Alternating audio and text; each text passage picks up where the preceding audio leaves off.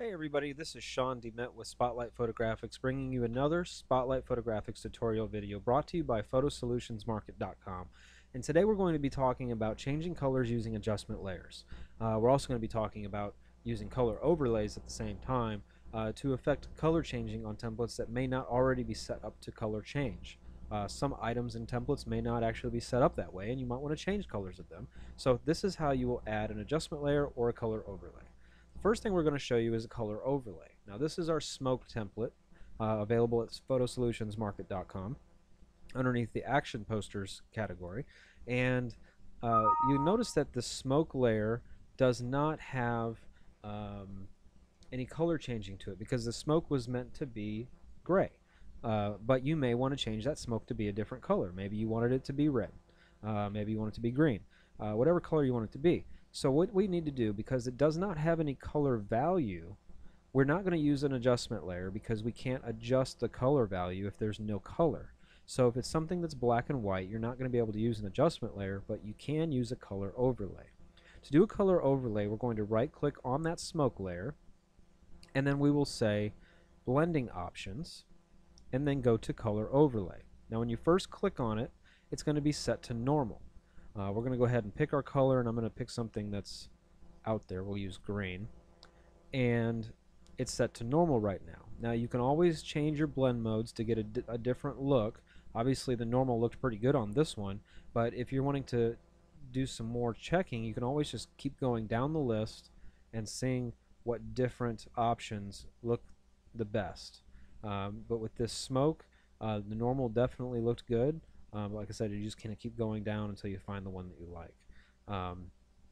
Different blending modes will have different effects on the topic. So you can see that even though we picked green here, this is a difference blend mode, and the difference is taking it and making it purple. So we obviously don't want that if we're trying to get to green.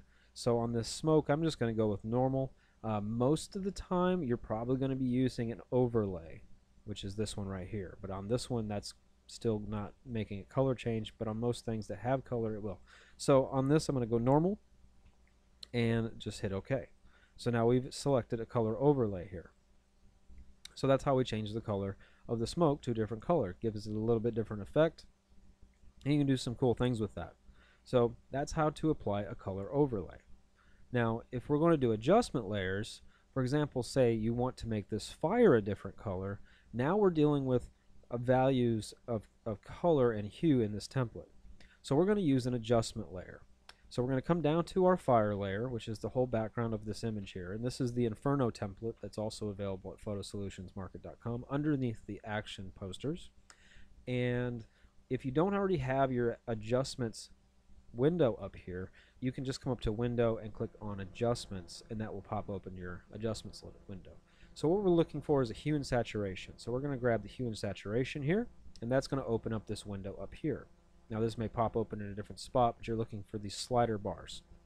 So the first thing we want to do is come down and make sure that this is masked into the layer we want to change, because if it's not, it's going to change everything that's below it. So we wanted to only change this one layer, so we are going to come over and right click here and say create clipping mask, and that will drop it into just this layer. It would only affect this layer and nothing else below. You're looking for the little drop down arrow right here. If you see that drop down arrow, you know that that is masked into it. And if you've seen adjustment layers on the other templates that I've made, you'll notice that they are masked into something. They're never just plain there and making the whole template change. It's always going to be specific to that one layer. So now that we have that here, if this window is not open, we could just double click right here, and that actually will pop this open if it wasn't already open. So at this point, what we can do is use this slider bar up here, and we can just drag it, and you can see that it's changing the hue and saturation of that fire back there. Now obviously, I don't know why you'd want fire a different color than what it is, but if you wanted to give it a different look, you could. So if you wanted to make it kind of, we'll go green here, so it's kind of some, crazy green fire, that's how you would do that. Now there's another thing that you also can do, and you can adjust the saturation. So you can also adjust how powerful that green is, so all the way down to nothing, all the way up to really insanely bright, just by how much saturation you're adjusting the layer. the last thing you can do is colorize the layer. Now if you notice that right here we're not green, we're actually over the purples on this hue bar. But if you want it to be pretty close to what it actually is up here on this bar, click on colorize. And then you're going to of course bring that saturation back up. It default drops down. And now wherever you are on this bar, you'll see that the color matches. So now we can get real close to the colors that we're looking for. Now this does not have a color picker, so you can't actually pick a color from a jersey and it will automatically adjust up here. You'll have to use the slider bar. There's not a color picker option, but you can get pretty close to what you want. So if you wanted it to be purple, you can put it on purple. So that's how you do an adjustment layer in Photoshop. So now you've learned the adjustment layers, now you've learned the color overlays, and now you can take the templates and change them even farther to be exactly what you want for your client. Again, my name is Shaun with Photo Solutions Market and Spotlight Photographics. If you have any questions, you can always reach me by clicking on the Help tab on the Photo Solutions Market website and click Contact Us. You can always reach me at the office by calling 904-398-4355. I'm typically in the office Monday through Friday, 10 a.m. to 5 p.m. Eastern Standard Time. Thanks again for stopping by for a tutorial, and I hope to see you again for the next one.